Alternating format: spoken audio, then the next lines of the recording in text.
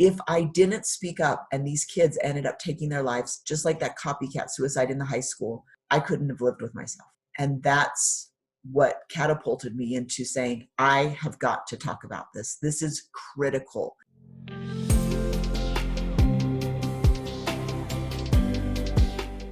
Hey everybody, welcome back to Tales from the Journey. I'm Stephenie Zamora, and today we're here with Lark Galley, who has an incredible story of really turning suicide loss into her purpose, which is something that's very near and dear to my heart for those of you that know my story. And she has an incredible book that we're going to talk about as well. But Lark, thank you so much for being here. Thanks, Stephenie. I appreciate this opportunity to share with your listeners. Yeah, I would love to start by you sharing just a little bit more about what it is that you do. Okay. Well, what I do now is completely different from what I did 21 months ago. I have several businesses. I call myself a serial entrepreneur, and I have a trucking company, and then I did business consulting, etc.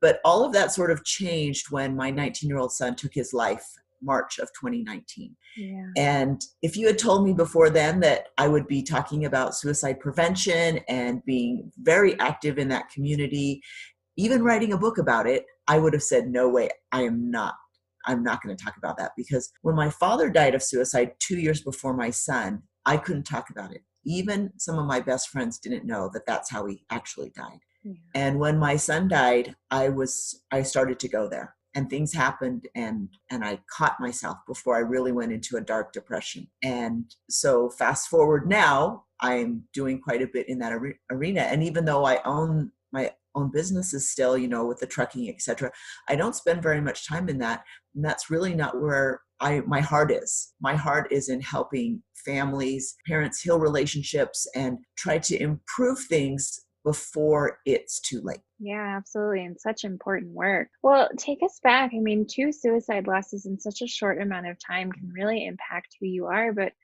who was the Lark before your dad passed away? What was life like? So type A, very driven. I came out of the corporate world where, of course, I was the best at everything, right? I was I won the worldwide sales, executive sales award one year for my global company.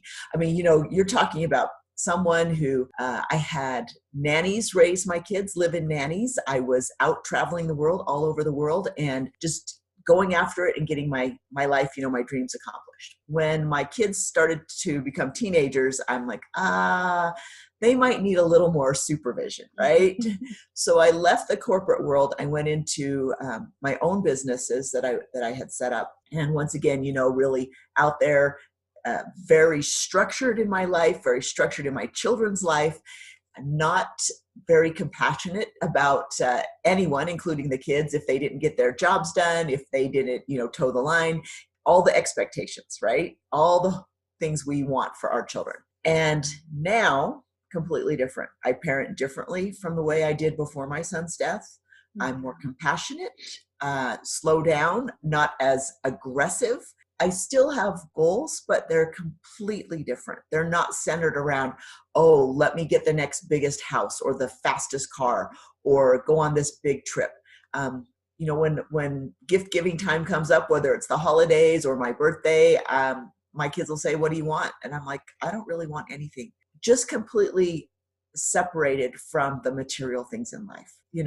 It's not that I was driven by those before, but, they were always like, worthwhile goals to go after and get. And now it's like, just want to spend time with my family and do those things that are important to me, like talking about suicide prevention. Yeah, absolutely.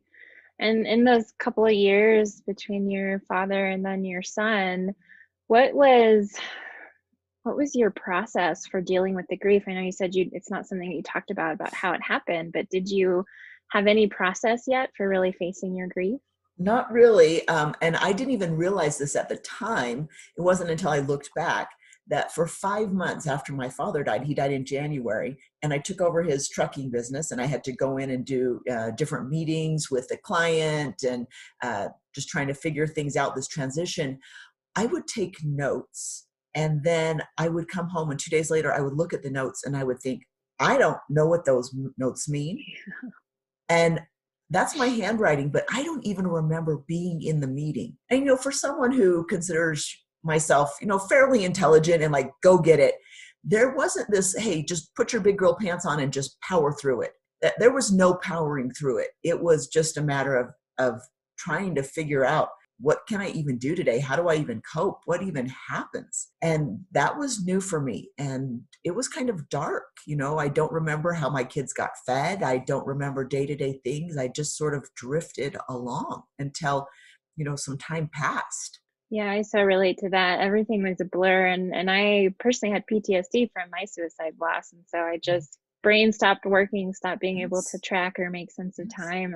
And we don't realize that sudden bereavement can cause PTSD and can cause, especially grief, like the brain fog piece is a Right. huge part of that. And if you're used to accomplishing big goals, you tell yourself, just do it. And really you're totally questioning your motivation. Okay, what will motivate me to move forward?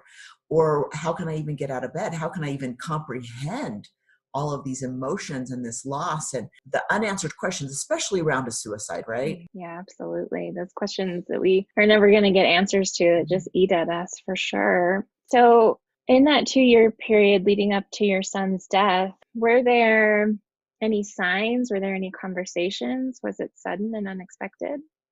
It was unexpected when he passed away, but there were some signs earlier. And what happened was, when he was about 15, almost 16, he was starting his sophomore year. His father was having a conversation, the parental conversation about, you're going, these high school grades count. If you want to get into the engineering program at the university like you want to do, you need to buckle down, you need to focus. And, my husband's ex-military. So you can only imagine, 35 years in the military, it was very structured, very strict. And he saw my son sort of disengage. And because of the training my husband had in suicide prevention, he had the strength to say, are you feeling suicidal? And my son answered honestly and said, yes, I am. So my husband came to me and he said, Christian is feeling suicidal. Will you stay with him, please? I'm going to call the military hotline for suicide and get an appointment with a therapist set up, which he did. We got my son into a therapist the next day. Now, I think all of us go through a time where we think, oh, I want life to be over. But there's a difference between thinking that and actually coming up with a plan to end your life, right? And my son at 15, almost 16, had come up with a plan. So I said, okay, let's kind of work this through. Are you going to be able to make it through the night? We have an appointment set up. And my son assured me, yes, he could make it through. So the next day I took him into the therapist. They were in there for about an hour, and then I was called in, and the therapist said to my son, do you want to tell your mom or should I? And of course, I'm all curious, like, what's going on? And he said, no, I'll tell her. And he looked at me and he said, Mom, I don't believe in God. I believe in science. He's very analytical mind, right? And I said, well, son, I believe God is science, but if that's what you choose to believe, I can't make you believe anything, right? And he looked at me like he's expecting me to be angry because he told me this. And I had some regrets about that. I look back at that and think, what had happened in our household that he didn't feel comfortable telling me that on his own? Second of all, it hit me that as parents, we need to be prepared for those times when our kids come to us with things that maybe we don't want to hear. Mom, I got my girlfriend pregnant, or Mom, I'm gay, or whatever it is, right? How are we going to handle that? Are we going to say, well, kick them out of the house? Or are we going to say, okay, you've made some choices. Now, how can I support you? And just because we support our children doesn't necessarily mean we accept their life choices. But as a parent, we can still support and guide them, not dictate to them. Now, having said all that, that's not always the way I parented in the past. I would just say that right now, right? Yeah. And so for the next couple months, my son would go to the therapist. They would work out a plan. If you're feeling suicidal, then what can you do? I can call a friend. I can talk to my parents. I can go to the hospital. And came up with a plan. And after about 2 months of this, he said, Mom, I'm good. I got this. I don't need to go anymore. And my biggest regret is that from the day he told me, Mom, I've got this, until 3 years later when he took his own life, I never had another mental wellness conversation with him. And even the high school 2 cities over, they had like a rash of suicides. I think there was 10 suicides that happened within just a couple months. And my thought was, oh no, that's out there. That's in other people's homes. That's not in our home. Even though my father had died by suicide, which I didn't know this at the time, increases another family member's chance of suicide by 50%. I still clung to that belief that that was outside my house. And that's the wake-up call I want to give parents, is that it is a lot closer than you think. Statistically speaking, if we have not been impacted by suicide, we will be, because it's the number 2 killer of youth and young adults in the nation, which is really scary because it doesn't have to happen. And that's the hard part. Yeah, absolutely. What was your experience? It sounds like his passing really shifted a lot for you and kind of helped you maybe even like reprioritize and assess your Yes. values and lifestyle. But talk to us about what that process was like, because I know, at least for me, that wasn't an instantaneous thing. No, it wasn't. And a lot of it had to do with some things that had happened earlier in my life, my upbringing, which I read about in my book, and how my father was undiagnosed bipolar, which created a lot of instability in my life growing up, right? So there was that in my background, my father's suicide. Then when my son died by suicide, I started to go to that black hole. I mean, I felt myself right on the edge of just wanting to go into the dark hole, not get out of bed, not do anything, just ghost, right? And I looked around at my family, at my husband, who was devastated. Military man. I'd seen him cry twice in his life, and one of those was at his mom's funeral. He cried for 3 days. Yeah. He was devastated, barely functioning. He lost, I think it was 15 pounds in the first week. He just stopped eating. And then my daughters and my other son, they were all struggling as well. And I was concerned that if I went into that dark hole, when I came out, I might not have a spouse. I might not have one of my other children. And that was part of what sort of kept me from falling off the edge. The other thing is that I got a call from 3 different parents, from friends of mine, talking to me about the loss of my son and also about their teenagers who knew my son. And they expressed their concerns about how they were on suicide watch with one of their children. Another one, their daughter had attempted the year before, and another one, they were watching him, so concerned that he might choose that as well. And because these kids knew my son, I realized something, that the situation that happened was not about me. It was not about why didn't I do a better job as a parent? Why didn't I know? Why didn't I see? It wasn't about my son and his struggles. It was about my voice and being able to speak up to help these other children. Because I can't control if they take their life or not, but what can I control? I can control myself. And if I didn't speak up and these kids ended up taking their lives, just like that copycat suicide in the high school, I couldn't have lived with myself. And that's what catapulted me into saying, I have got to talk about this. This is critical. It is an epidemic. And I started talking about it, and I became very vocal. Like, it was a passion. I could not stop talking about it. My family was a little bit like, Mom, a little too much. And I'm like, it's not too much. It's not too much. If we can save one person, it is not too much. Yeah, it's so interesting. After my loss, I had almost a compulsion to just write about what I was going through, and I couldn't have told you why at the time. And having run a business before and using social media for that, like, it wasn't even, I didn't think about marketing. It wasn't strategic. It was just like, I have to put out here what I am experiencing. And it's so critical, like you're saying, for other people to know, that they're not alone, like anyone who has suffered a loss like yours and mine, and that grief and healing is messy, but also to like bring so much more awareness to the fact that so many people battle with suicidal thoughts and urges and feelings, and it's not something that we talk about enough. Right. Well, with my father's death, I felt all the shame and stigma of a suicide, right? Yeah. And I started to feel that with my son, which is why I didn't want to talk about it. But then I'm like, no, I have got to talk about it. And I found that the more I talked about it, the more people felt safe in coming to me and sharing with me. And I was blown away by the people who told me I attempted years ago. Yeah. They were professionals. They seemed like they had life together. Mm-hmm. Another person told me I was in the hospital earlier this year because I attempted. what? I didn't even know that that's why she was in the Yeah. hospital. And over again, I heard these stories from people they were suffering with suicide ideation. And I thought, if we don't talk about this, then what happens is that those who are suffering think they're even more isolated and more alone, because then they're thinking, I'm the only one who thinks this way, which is not true. Nope. Nope. We're never alone. We're never the only one.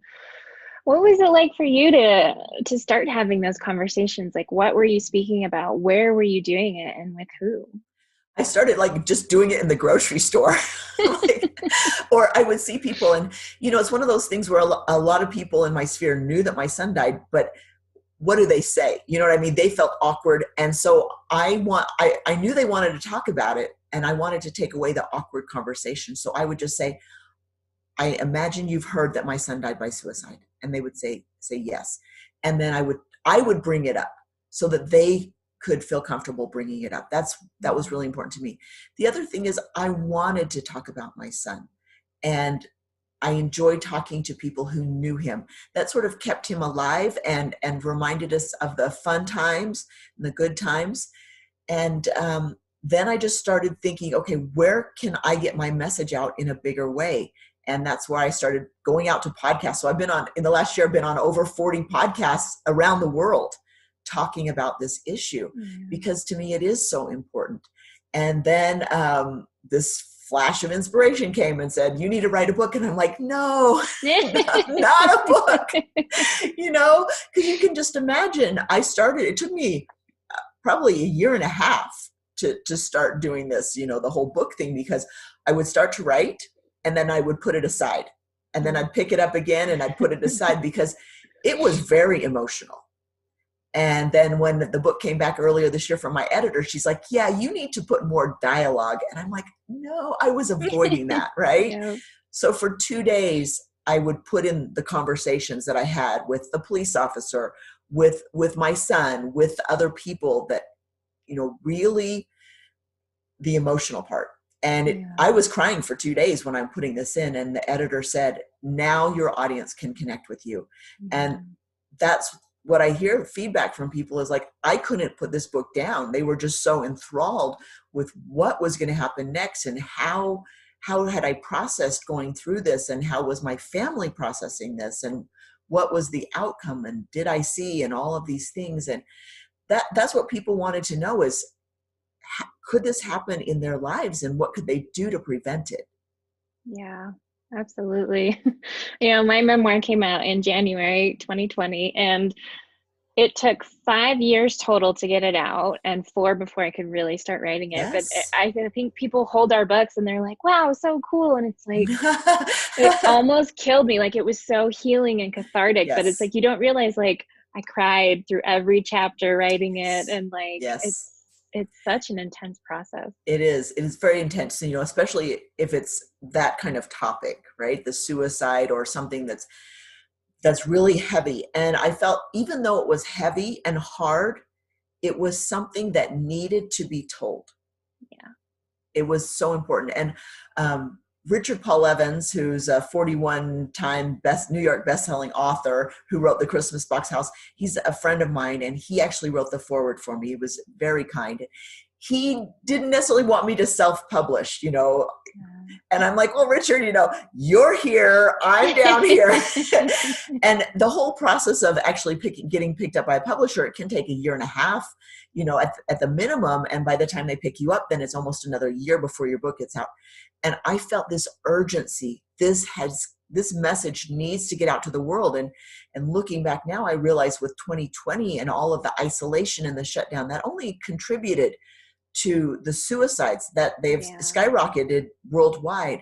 And I thought, this is why my message is so timely. So many people are hurting and worried and just not knowing what their future holds. I mean, like I said, the young adults, they're the ones whose rates are skyrocketing. They're in school, they're not in school, right? Or they're trying to find a job and there's nothing available, and the uncertainty, maybe they have student loan debt or whatever. They want to get married and they can't get married because nobody can come to the wedding, and all of these things. It's just uncertain.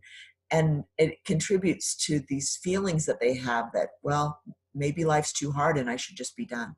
Yeah. Yeah. What was your process like? You know what I love about doing these interviews in this show is there's such a variety, and that's part of what I want to show, is that there's no one right path to healing or growth or finding your purpose, and no one right timeline.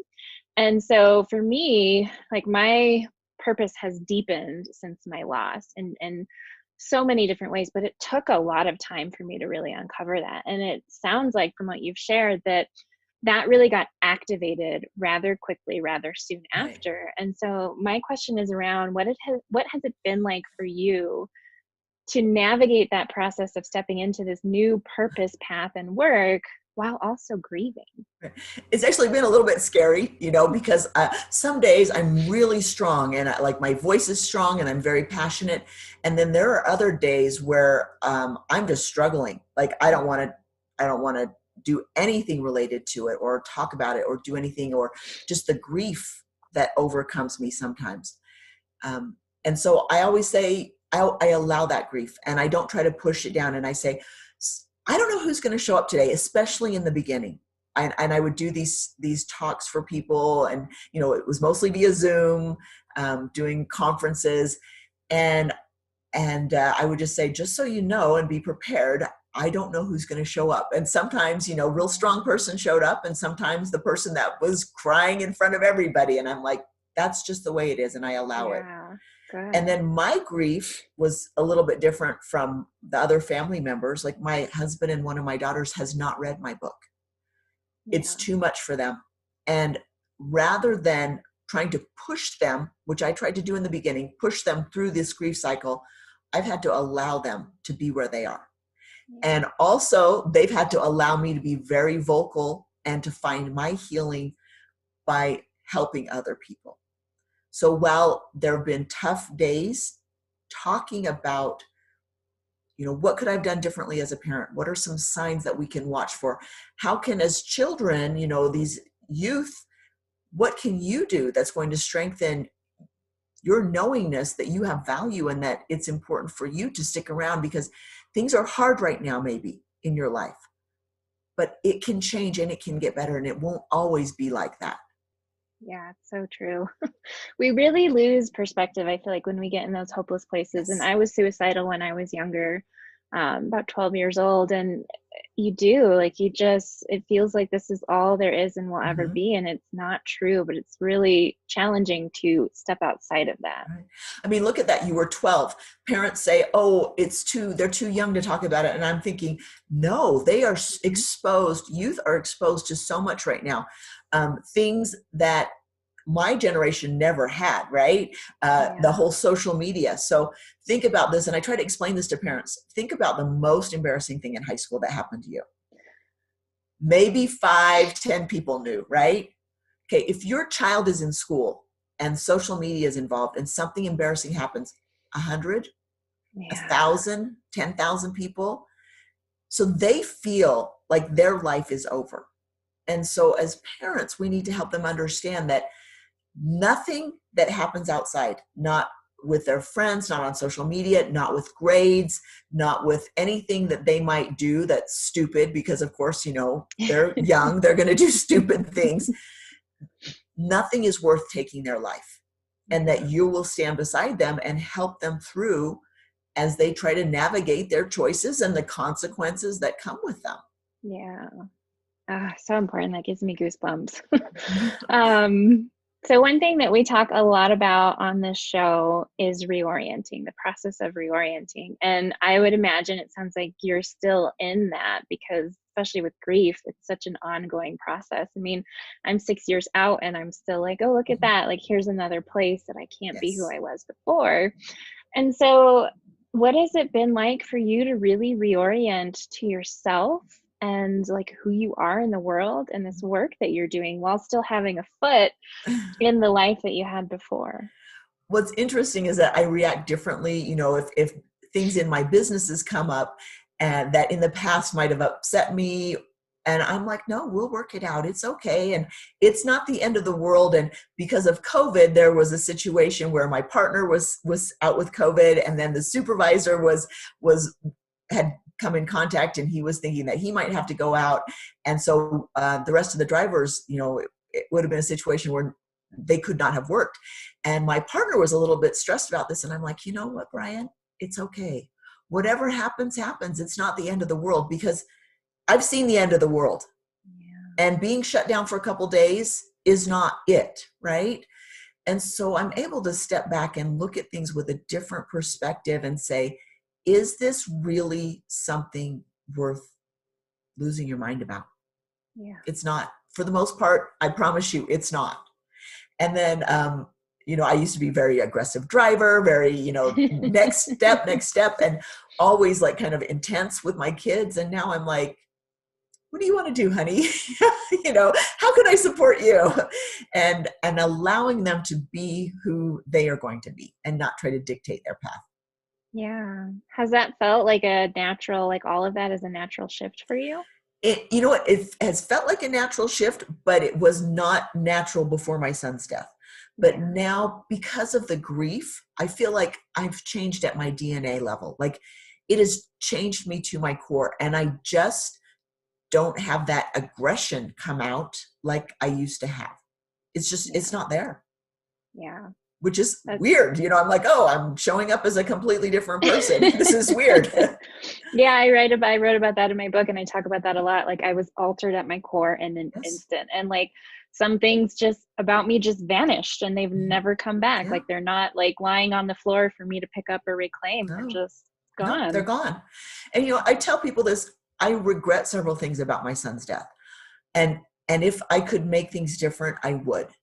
What I don't regret is the person I have become going through this process. And I am just a softer, more compassionate, more loving and kind person.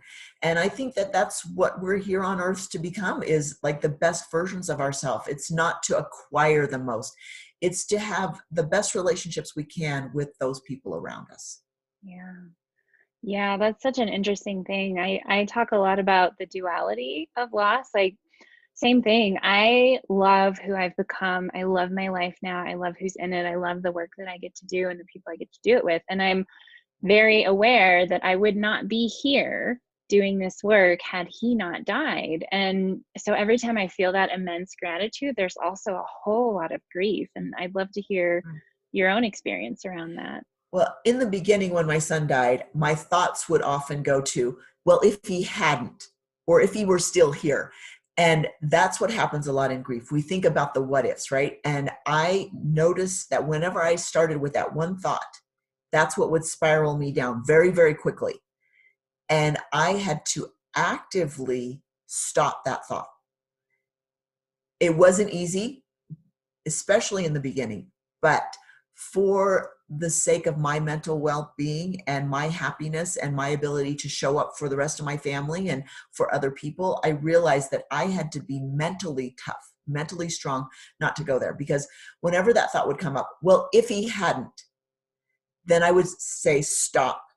You are not in the universe that you can go back and change events. That is not logical. It is not possible. My mind would argue, but what if? And I'm like, no, stop. Yeah. And it was by actively doing that I would say, I can't change the past. I can only change the future. So what am I going to do now that my son has passed that will improve the future? That's all I can do. Yeah. And sometimes, the thoughts, the what if will come up, but they're not as many. Yep, that's a challenging one. And I love that advice. I mean, it's always available to us to choose different thoughts and choose different beliefs. And you're right that it's so challenging in the moment, and it takes a lot of intention and practice. Yeah, it does, and it's not the easy way, but it's sort of like in life, we can do easy now, hard later. We can do hard now, easy later. And that's what I chose to do. Hard at the beginning, hard. And now it's easier for me to talk about it. It's easier for me to see a bigger picture. Before my son's death, we did not have a very good relationship. He was argumentative with me. He was a sweet boy to everybody else, but not mom, right? And we butted heads like every day of our life. And now I feel closer to him than before his death, because as I share his story of, I'm sure he wished he had made a different decision. I feel him close to me. I feel him supporting me. And that's what sustains me. Absolutely. What kind of support did you have? Like, we talk a lot about the role of mentors, and that doesn't Yes. necessarily mean external mentors. It does a lot of times. It can also be like our own internal mentors, whether that's our intuition or our relationship with the universe or God or spirit. But what kind of support did you have, if any? I had a lot of friends reach out to me, and a lot of them were in the healing community. So one was a quasi business, like personal coach that had been working with him. He helped me through some very practical exercises, writing a letter to my son, and then having my son write back to me, right? And I did that, and I put my letter in my son's coffin when he passed away. Then I had another friend who does some and I don't even know the name of it, but it's sort of a tapping. It's the rapid eye movement and all of that. Yeah. She did some things for me with that, also with my husband. That helped a lot. And like my husband says, I don't know, I can't explain it, but a lot of that pain is gone. And I'm like, well, that's what we want. Yeah. So there was that. And then just having that intuition, when I decided to take on this huge task of telling the world that wake up, I told God, I am not a doctor. I'm not a therapist. I'm not a counselor. I am just a concerned mother, but I will do whatever you tell me to do. And so then it was like, I would see these different inspired action things. Oh, be on other people's podcasts would come to me. And I'm like, okay, I guess we're doing that. And then write a book. And I was like, no, not write a book. And I'm like, okay, because I had committed to doing whatever was brought into my path. Yeah. And so that's my steps. And they're not always easy steps, but I've committed to doing them. Yeah, absolutely. And you mentioned God. What was your relationship to faith before and like throughout all of this? I have a very strong foundation with faith and believing that there is a higher power and that there is a purpose to our life. When years ago, I had been married to another man before my current husband. He left me 6 months pregnant, left and moved out of the country. Wow. Never to be seen again, right? And during that time, I was very devastated. I would say almost suicidal. If I hadn't been pregnant with a very wanted child, I'd been through 3 years of infertility, I probably would have ended my life because I just didn't see the big picture. Looking back, I sort of laugh. I'm like, he was not even worth losing tears about, right? And then later meeting my husband and looking back on that, I had such a security that God would help me through the hardest things. And as I'm going through this with my son, not having all the answers, but knowing that, just having that faith that I know he helped me in the past, I know that it will be okay. And I know that I can have the strength and faith to move forward. And that's really what has sustained me through all of this. Yeah. Yeah, it's so huge. So talk to us about, you've got this book and you're out on podcasts, which you're amazing at this. Like, what do you feel is next with this conversation that you're having and this work that you're doing? Well, the book has just been out for a month. And I will tell you that, for a year, it was my focus. And when it came out, it was not even out for a week. And suddenly I kind of had this grief, this overwhelming grief come over me. And I'm like, well, my book's done. My message is out there. If somebody wants to read it, they can read it. I can kind of be done with life. I don't need to stick around. I'm done. And I felt that so strongly. And I went to my mentor, Richard Paul Evans, who wrote the foreword. And I told him, I said, do you feel this way after you write a book? He's like, no, because first of all, mine are nonfiction. Excuse me, that mine are fiction. His are stories, right? And second of all, he said, writing the book is what kills me, not being done with the book. And he just helped me realize that there was so much more. My mission was not just around writing this book. It's now moving forward. And so my next step is I want to put the book into an Audible format, which I will read, and that will be a great, awesome, emotional experience so that more people can have it worldwide, right? And they can get the message easier. The other thing is I want to go into corporations and bring it in more as a workplace conversation. Let's talk about mental wellness. Let's talk about if your employees are grieving, how are you going to help them cope with their loss and try to motivate them at all, because the things that motivated them before they're not going to work now. Giving them a raise doesn't do it, right?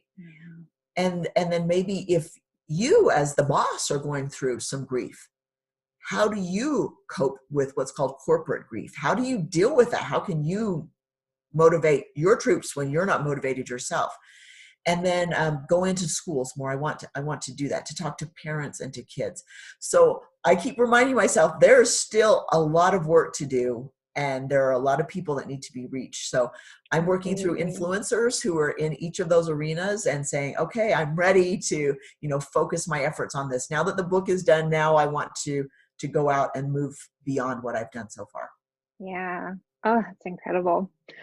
To kind of wrap up our conversation, I have two questions for you. And one is the one that I kind of ask everyone at the end, which is, what is one thing that you wish you had known, 2, 4, 5 years ago, or even younger? I would say, first of all, I would have wished I had known that suicide was the number 2 killer of youth nationwide. I thought I was a good parent. I thought I tried to address and help my kids as best I could, but I missed that huge piece. I wish I'd had those conversations. That's one wish, one regret. The other one is I regret not trying to improve the relationship with my son from an earlier age. We get so caught up in being busy. And I always thought, it'll be better when he moves out and gets married and has a family. Then he'll understand, why I've tried to parent him and try to help him become independent and do things in life that he needs to do. I didn't have that opportunity. And so we always think, it'll get better later on. Well, I promise you it won't get better later on. Address it as early as you can. Yeah, absolutely. And then the final question, you've shared a lot of great wisdom. What is one final or any final things you would want to share with anyone at any age that is feeling suicidal and hopeless? I would want to remind them that they are very much needed. And I give this story. Before my son's passing away, I had come into contact with 3 different mentors of mine. All 3 of them earlier in their lives, in their careers, had all come up with a plan to kill themselves, to the point where they were just about to execute that, and somebody intervened and caught them by divine intervention. And I think about that because then years later, when I needed them, they came into my life to help me at very different critical junctures in my life. And I want to tell people who are struggling that you are that person, that coach, that mentor for someone else. Hang on one more day. Just stay in the game, because someone down the road, someone that you might love very much, is going to need you. And if you end your life prematurely, you will not be there when they need you the most. It gives me goosebumps. Well, we're going to put links to all of your amazingness in the show notes, but please tell everyone where they can find you, how they can learn from you, and how they can work with you. So my website is larkdeangalley.com, and I actually have a tab on there for resources, because so many people were saying, okay, I'm aware about suicide. Now what do I do? And I thought, well, okay, now what do we do? So I've been doing some work with a licensed psychologist, and we put together some courses. You can take, a free, I think it's $1 trial for a week to get some amazing course information. I love what he teaches about parenting. And there's also courses on suicide and what can you do if you're feeling suicidal. There's also a mental wellness test. People can take that and kind of assess their mental wellness and what can they do for that, and then other resources on there. Also where you can buy my book, but my book is also on Amazon. It's called Learning to Breathe Again, Choosing to Heal After Losing a Loved One to Suicide. Such a great title. Well, Lark, thank you so much for taking the time and sharing your story and all of your wisdom. I so appreciate you being here. Thanks, Stephenie, and best of luck to you in sharing these stories and uplifting other people as well.